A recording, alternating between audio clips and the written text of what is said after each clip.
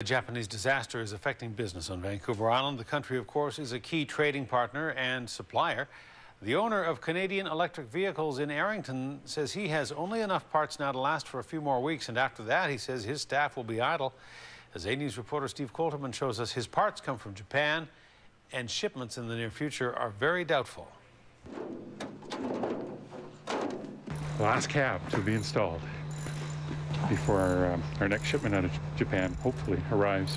They're not putting the brakes on production just yet, but the crew at Canadian Electric Vehicles is worried. The road ahead isn't looking good. Can basically shut us down if we don't get cabs in April. The cabs are the key to building the Mighty truck, the company's biggest seller. The annual order of 18 of the cabs was placed 2 months ago, but the shipment hasn't arrived. And it's possible it hasn't even left Japan. We haven't had any word from the company. Certainly the manufacturing plant is in the south, but it depends on where it was being shipped out of. It could have been sitting on a dock anywhere, or it may not be at the dock yet. We just haven't heard. The cabs are built in Japan using parts taken from existing vehicles. Manufacturing them here would be very expensive and would significantly raise the price of the finished product.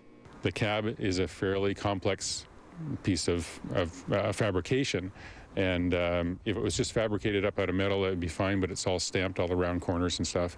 So to tool up in North America and do that would be extremely expensive. The cabs are the biggest concern, but they're not the only one. The company is also worried about other parts that come from Japan. We also do larger airport vehicles, which we rely on a complete rolling chassis out of Japan, out of Isuzu, and that one is more of a concern really at the moment. We have an order for 3 of those trucks, and we have no idea whether they're going to be able to supply. Canadian Electric Vehicles has made contact with its business associates at Isuzu and say the company's headquarters are intact, but Isuzu relies on 400 of its own suppliers based all over Japan, some in the middle of the earthquake zone. Let's get more on the story now. Steve Colterman's in the Nine Newsroom. Steve, what happens if the shipment of cabs doesn't arrive? Could there be layoffs?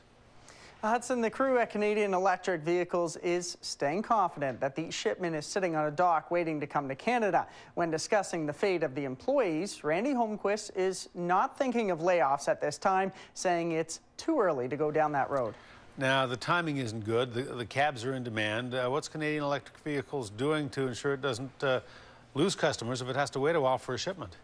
The management team says they're being honest with customers, explaining the company's current situation, discovering that customers are understanding while they play the waiting game. Everyone is still concerned for the people in Japan. All right, Steve Colterman, thank you. Thank you.